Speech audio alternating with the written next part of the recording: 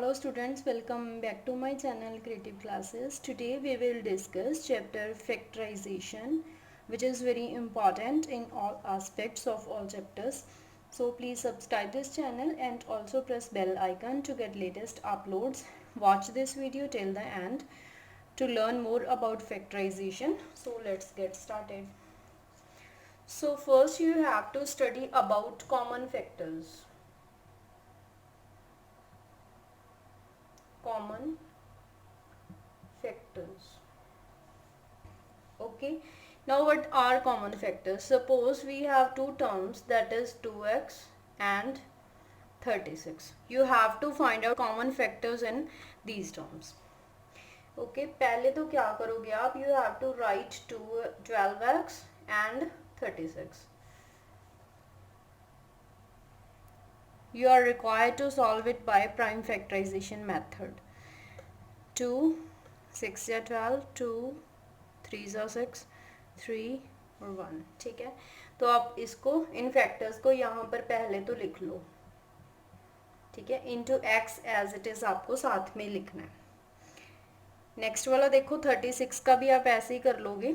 अगर आपको सीधे मतलब फैक्टराइजेशन में कोई प्रॉब्लम नहीं है तो आप वैसे भी कर सकते हो.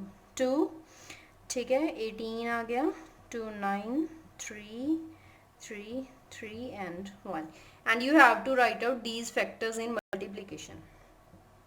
2 multiply 2, 3 into 3. Okay, so अब आपका next step क्या होना चाहिए? This is step number first. So आपका second step क्या होगा? You have to find out common factors between these. Okay, now common factors are here 2, here it is also 2 and 2, and 3 is also common in between these terms. तो देखो आपको क्या करना है, जब आपने कॉमन फैक्टर्स निकाल लिए तो आपको स्टेप नंबर सेकंड में क्या करना है, कॉमन फैक्टर्स लिख के इज इक्वल टू, अगर 2 2 टाइम्स है तो आप 1 टाइम लिखोगे. 2 मल्टीप्लाई ये वाले 2 में से हमने ये 2 लिख लिया, इन दो 2 में से ये लिखोगे, एंड 3 को आप 3 लिखोगे. ठीक है, x अगर x इसमें होता तो आप x को भी कॉमन निकालते, लेकिन अब इसमें x नहीं है तो आप कॉमन नहीं निकालोगे. ठीक है, तो 3 2 ज़ा 6 एंड 6 2 ज़ा 12. देखो 12 इन दोनों का कॉमन फैक्टर आ गया. अगर हमने वैसे इन नॉर्मल टर्म्स हम बात करें तो जो 36 है वो 12 का भी मल्टीपल है, और जो 12 है वो तो 12 का है ही. ठीक है, in this way you can find common factors between two terms. तो देखो नेक्स्ट वाला टर्म क्या है, अगर आपको फैक्टराइजेशन करनी है. ठीक है, ये तो था कॉमन फैक्टर्स निकालने हैं. अगर आपको फैक्टराइजेशन करनी है, ठीक है, उसमें आपको दी हुई है टर्म 7a² प्लस 14a. देखो इसमें बेसिकली आपने क्या करना है, पहले तो जो कॉमन फैक्टर होते हैं ना, इसमें भी आपको कॉमन फैक्टर वाला कॉन्सेप्ट ही समझना है. ठीक है, देखो कॉमन क्या है, पहले तो आप देखोगे न्यूमेरिकल टर्म में. ठीक है, 7 और 14 न्यूमेरिकल टर्म है हमारे पास. आपने ऐसा कॉमन फैक्टर निकालना है जो इस पे भी, ये भी उस पर डिविजिबल होना चाहिए और ये सेकंड वाला भी. तो आपको पता है कि 7 के टेबल में 7 भी आता है और 14 भी आता है. ठीक है, तो 7 का क्या आ गया, कॉमन फैक्टर आ गया. तो देखो इसमें a है, इसमें a² है. अगर हम a को बाहर निकाल देंगे तो वो कॉमन फैक्टर बन जाएगा ना. ठीक है, क्योंकि देखो अब यहाँ से हमने 7 भी बाहर निकाल लिया, a² थी मतलब जहाँ यहाँ पर 2a थी. ठीक है, हमने a बाहर निकाल दी, हमारे पास बीच में क्या बच गई, सिंगल a प्लस 14 था, 7 हमने बाहर निकाल लिया. इस वाली टर्म को इससे डिवाइड करना है आपको. 7 2 ज़ा 14, 2. a क्यों नहीं लगाएंगे, क्योंकि a हमने ऑलरेडी बाहर निकाल लिया एज अ कॉमन फैक्टर. तो ये क्या होगी, इसकी फैक्टराइजेशन होगी. ठीक है, आगे कई मतलब सम्स में ये कॉन्सेप्ट यूज होगा, तो अपने ध्यान से देखना है इसको. नेक्स्ट वाला क्वेश्चन देखो.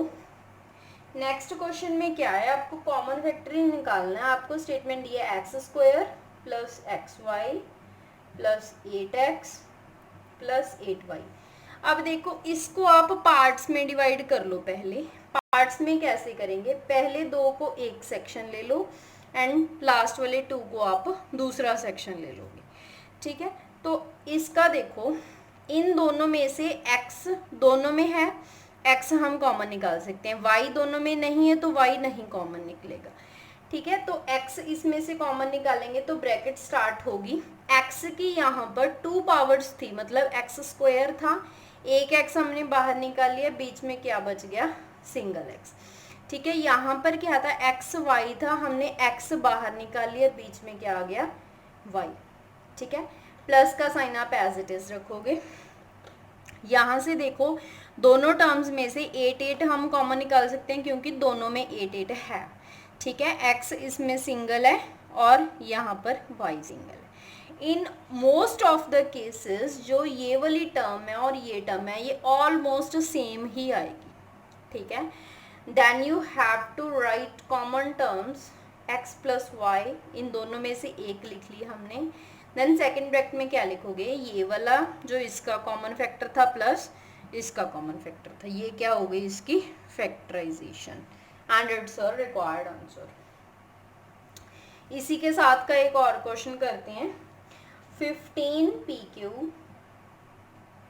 Plus 15 plus 9q plus 25p। अब इसमें देखो पी वाले हैं ना दो, पहले तो आपको ये मतलब एनालाइज करना है कि कौन से 2 फैक्टर्स में से हमें मैक्सिमम कॉमन टर्म्स मिल सकती हैं, ठीक है। अगर हम 15 और 15 को ये फर्स्ट 2 टर्म्स ले लेते, इसमें से तो 15 कॉमन लिख सकते थे, ठीक है। अगर ये टर्म्स लेते तो 9 और 25 सेम टेबल पर डिविजिबल नहीं है, आपने ऐसे मतलब पहले थोड़ा सा रफ सा एस्टिमेट लगा लेना है। तो देखो पहले हम इन दोनों टर्म्स को कंबाइन करके लिख सकते हो आप, ठीक है। देन ये वाली लिख लो 15 प्लस 9q। पहली 2 में से क्या कॉमन निकल सकता है, 15 और 25 दोनों 5 के टेबल पर डिविजिबल है ना, एक तो इनमें से क्या कॉमन आ गया, 5 कॉमन आ गया। दूसरा कॉमन क्या आएगा, पी दोनों में है तो दोनों में से एक p को हम बाहर निकाल लेते हैं, ठीक है। 15 को 5 से आप डिवाइड करोगे तो दैट इज 3, 15 3 5 3 15, p ऑलरेडी बाहर निकाल लिया, बीच में क्या आ गया q, ठीक है। यहाँ से p पहले ही हमने बाहर निकाल लिया था, 25 को आप डिवाइड करोगे 5 से तो यू विल गेट 5 प्लस, ठीक है। अब इसमें से देखो, इसमें से आपको पता लग रहा है कि 3 कॉमन निकाल सकते हैं क्योंकि जो 15 है वो भी उस पर डिविजिबल होगा और 9 भी डिविजिबल होगा, ठीक है। 3 को आपने बाहर लिखा, देन क्या आएगा बीच में 5 प्लस 9 को 3 से डिवाइड करोगे 3, देन क्यू साथ में आ जाएगा। इसमें भी ये 2 टर्म्स हैं वो कॉमन आ गई ना, ठीक है। 3q प्लस 5 को एक बार लिखोगे, इसका कॉमन फैक्टर 5p प्लस इसका common factor 3, then it's your required answer. और इस टाइप के क्वेश्चंस आपको पेपर में पक्का ही पूछते हैं, ठीक है। 3 और 2 मार्क्स में आ जाते हैं। नेक्स्ट वाला देखो, नेक्स्ट एक और टाइप है a square plus 8a plus 16। इसको थोड़ा सा ना आप ध्यान से देखना, इसमें से अब क्या है, हमें एक फॉर्मूला यूज होगा इसमें, ठीक है। आपको सिंपल सा बिल्कुल बता रही हूँ। देखो इसको 2 वेज से कर सकते हैं, अगर तो आपको इससे आइडेंटिटी से करना है, ठीक है। प्रीवियस जो एक्सपोनेंट्स एंड पावर्स वाला चैप्टर था उसमें मैंने कई सारी आपको आइडेंटिटीज बताई थी, ठीक है। उसमें से एक आइडेंटिटी थी a प्लस बी का whole square is equal to a square plus B square plus 2ab, ठीक है। उसका लिंक मैं आपको आई बटन में दे दूंगी, you can see from it. अब देखो इसमें a स्क्वायर तो हमारे पास ऑलरेडी है, प्लस हम इसको बीच वाली टर्म को बिल्कुल लास्ट में ब्रेक करेंगे, ठीक है। इसका भी आपको रीजन बताऊंगी। इसको ब्रेक नहीं करना, अभी प्लस डाल के इसको ब्रेक करो। आपको पता है कि जो 16 है वो किसका स्क्वायर है, 4 का स्क्वायर है, ठीक है। वी ऑल नो दैट आप 16 को क्या लिख सकते हो, 4 स्क्वायर लिख सकते हो ना, ठीक है। अब इससे इसको कंपेयर करो, a square plus b square, इसका मतलब यहाँ पर हमारे पास b की वैल्यू क्या है, 4 है, ठीक है, देखो यहाँ से आपको एंटिटीज कंपेयर करके लिखो। यहाँ पर हमने ये वाली आइडेंटिटी बनाएंगे हम, ठीक है। देखो ए की वैल्यू ए ही है, बी की वैल्यू क्या हमारे पास 4 है, ठीक है। It will be easy for you to put in that equation. A square plus B square plus 2a भी लिखना ना, प्लस 2 लिखो सिंपल, ठीक है, फॉर्मूला से आया। ए की वैल्यू क्या है आपके पास, ए ये ऑलरेडी इनटू, ठीक है, बी की वैल्यू क्या है 4 है। अब इतना लिखने के बाद आप इसको बनाकर देखो कि ये वाली स्टेटमेंट आपके पास बन रही है। ए स्क्वायर प्लस 4 को स्क्वायर करेंगे हमको 16 मिलेगा, एंड 2 4 8, 8a, ठीक है, सही है। अगर आपको ये वाली स्टेटमेंट ऊपर वाले से मैच कर रही है तो आपको ये कुछ भी सोचने की ज़रूरत नहीं है, तो आपका जो इक्वेशन आपने सही बनाई है। तो देखो अब इसकी आइडेंटिटी ये वाली लिखी थी ना हमने, ठीक है, इसको हम किसके इक्वेट में लिख सकते हैं, ए प्लस बी का होल स्क्वायर, ठीक है। ए की वैल्यू हमने लिखी थी ए थी, प्लस बी की वैल्यू कितनी है 4, इसका क्या लिख देंगे होल स्क्वायर। ऐसे क्वेश्चंस को आप ऐसे सॉल्व करोगे, ठीक है। अगर तो करना है आइडेंटिटी से तो आप ऐसे करोगे, ठीक है। अगर आपको आइडेंटिटी नहीं लगानी तो इसका एक सेकंड मेथड है, वो हम आगे भी डिस्कस करवाऊंगी। एक क्वेश्चन और है इसका, देखो जो लास्ट वाला फैक्टर है मतलब ओनली कांस्टेंट टर्म है जिसके साथ ए बी एक्स कुछ भी नहीं लगा, ठीक है, उस टर्म को आपने ऐसे ब्रेक करना है कि जो लास्ट वाला है 16 है, सपोज करो इसमें हमने कोई भी दो फैक्टर्स ऐसे ढूंढने हैं जिसको मल्टीप्लाई करने पे हमें ये वाला फैक्टर मिले, मतलब 16 मिले, ठीक है, और प्लस या फिर माइनस करने से हमें क्या मिले, ये वाला फैक्टर मिले, सेकेंड वाली टर्म। अब देखो 16 है, अगर हम 4 और 4 लेंगे, सपोज करो हमारे पास टू फैक्टर्स लिए हैं हमने 4 एंड 4, अगर मल्टीप्लाई करेंगे तो 16 मिलता है, प्लस करेंगे तो क्या मिलता है 8, ठीक है। देखो इसको लिखने का वे क्या है, इसका वे मतलब सिमिलर ही है थोड़ा सा उससे। फर्स्ट टर्म आप एज इट इज लिखोगे, last term as it is लिखोगे, ठीक है। जो दो फैक्टर आपने ढूंढे हैं 4 और 4, ठीक है, प्लस 4, देखो इसके साथ हमने ये वाला वेरिएबल लगाना है, ए है ना यहाँ पे, दोनों के साथ आप ए लगा दोगे। ये तो है सिंपल, अगर आपको प्लस का चाहिए, ठीक है। अब देखो अब जो आपने कॉमन फैक्टर वाला किया था उसी के जैसा बन गया ना, पहले दो आप एक ग्रुप में डिवाइड कर लो, लास्ट वाले दो एक में कर लो, इनमें से क्या कॉमन निकलेगा ए, बीच में क्या रहेगा ए प्लस 4, प्लस इसमें से क्या कॉमन आएगा 4, बीच में क्या आ गया ए प्लस 4, ए प्लस 4 कॉमन फैक्टर, ए प्लस 4 कॉमन फैक्टर। इसको हम क्या लिख सकते हैं, अगर ए प्लस 4 हमारे पास 2 टाइम्स है तो हम इसे क्या लिख देंगे, ए प्लस 4 का होल स्क्वायर भी लिख सकते हैं, उतना ही आंसर पहले आया था, ठीक है। अगर तो आपको बोला है कि आइडेंटिटी से करो तो आप उस मेथड से करोगे, अगर आइडेंटिटी से नहीं बोला तो आप इस मेथड से भी कर सकते हो, ठीक है। तो नेक्स्ट वाला क्वेश्चन देखो, नेक्स्ट क्वेश्चन आपके पास 49y² plus 84yz plus 36z², ठीक है। देखो अब इसमें हमें पहले तो था सिंपल आगे ओनली स्क्वायर वाली टर्म, अब उसके साथ क्या है कांस्टेंट टर्म भी ऐड है, कांस्टेंट टर्म ऐड है तो देखो हमें सीधा सीधा पता है कि हम इसे भी स्क्वायर की फॉर्म में लिख सकते हैं, इसे भी लिख सकते हैं, ठीक है। 49 को हम लिख सकते हैं 7 का स्क्वायर और 36 को 6 का स्क्वायर।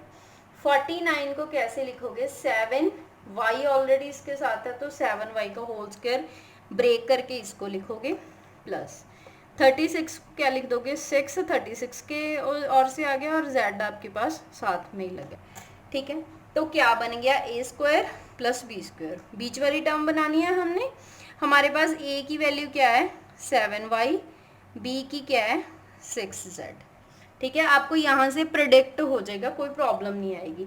ए स्क्वायर प्लस बी स्क्वायर, बीच में क्या लिखना है प्लस 2ab, 2 ए की वैल्यू पुट करो 7y, बी की पुट करो 6z, ठीक है, 6 2 12, 12 7 84, yz साथ में आ गया, देखो बहुत आसान मेथड है।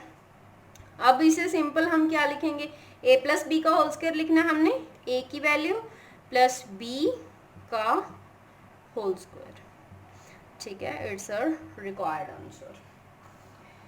तो नेक्स्ट वाला क्वेश्चन क्या है, नेक्स्ट क्वेश्चन है हमारे पास 49 x square minus 36।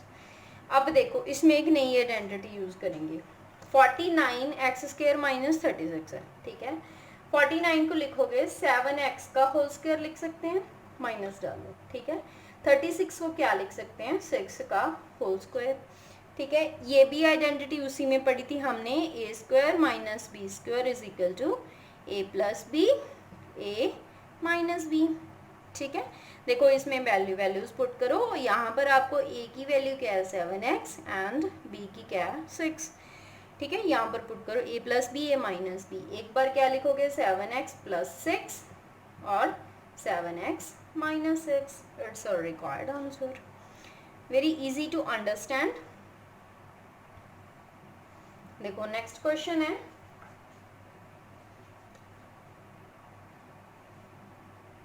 P square plus 6p plus 8, ये वाला देखो, ये पिछले वाला कॉन्सेप्ट है, मल्टीप्लाई करके हमको 8 मिलना चाहिए, प्लस या माइनस करके 6 मिलना चाहिए, ठीक है। हमारे पास पता है हमको 4 और 2, हमारे पास ऐसे दो फैक्टर हैं, 4 2 को प्लस करेंगे 6 आ जाएगा, मल्टीप्लाई करोगे तो 8 आ जाएगा, ठीक है। तो देखो अब इसे लिखोगे कैसे, पहले तो आप ओनली पी स्क्वायर लिखोगे और लास्ट में क्या लिखोगे 8, आपको लास्ट वाली टर्म और फर्स्ट टर्म को कुछ नहीं करना, ठीक है, उनको आप एज इट इज लिखोगे। 6p को ब्रेक करना, क्या लिखोगे 4p प्लस 2p, ठीक है। फर्स्ट 2 को एक ग्रुप में डिवाइड करो, सेकंड को एक में, इसको इसमें से क्या कॉमन निकालेंगे p, बीच में क्या आ गया p प्लस 4, प्लस इसमें से क्या आ गया 2 कॉमन, बीच में आ गया p, 8 को 2 से डिवाइड करोगे 4, ठीक है, p प्लस 4, इनको एक टाइम लिख लो,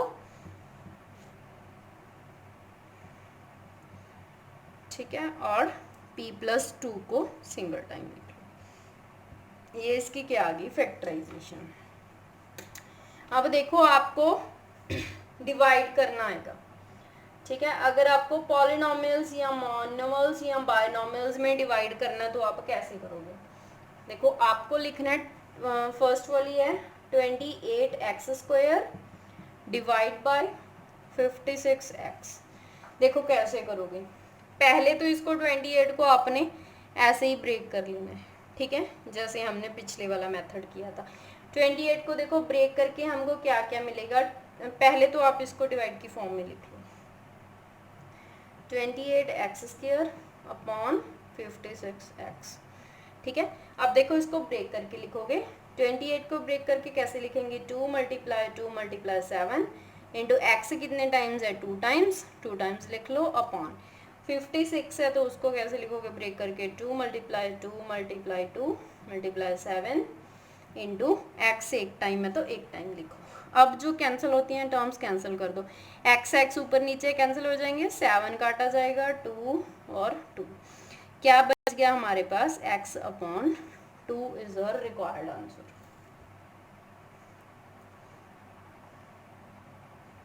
ठीक है। नेक्स्ट वाला क्वेश्चन देखो, नेक्स्ट आपको डिवाइड ही करना है, 5x square minus 6x bracket है, डिवाइड किससे करोगे 3x से, ठीक है।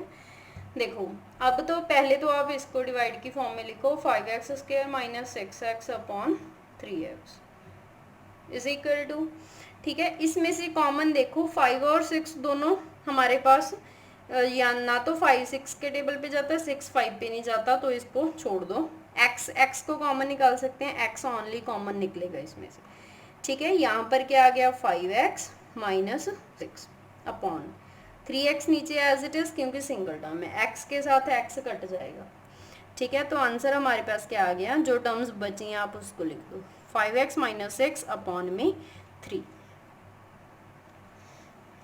ठीक है। नेक्स्ट वाला क्वेश्चन देखो, नेक्स्ट क्वेश्चन में आप क्या करोगे,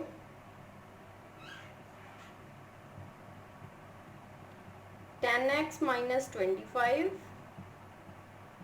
डिवाइड बाय 5।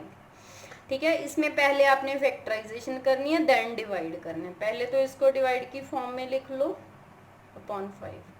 ऊपर वाले में से क्या कॉमन निकल रहा है, 5 कॉमन निकल रहा है, क्योंकि 10 भी डिविजिबल होगा और 25 भी। ठीक है, 5 कॉमन निकाला तो बीच में क्या आ गया, 2x माइनस 5 अपॉन 5। 5 को 5 से काट दो, देन आंसर हमारे पास क्या आ गया, 2x माइनस 5। ठीक है, एक और है इसी के साथ का, 2-3 है मतलब। आगे देखो, आपके पास दी हुई है statement 5, 2x plus 1, 3x plus 5। ठीक है, इसको आपने डिवाइड करना है 2x प्लस 1 से। पहले तो इसको एज इट इज लिख लो, 5, 2x plus 1, 3x plus 5 upon 2x plus 1। ठीक है, अब आपको सीधा सीधा अगर ये काटा जा रहा है ना, तो आपने काट देना है। ठीक है, 2x प्लस 1 काटा गया तो बीच में हमारे पास क्या आ गया, 5 रह गया, और 3x plus 5 which is our required answer.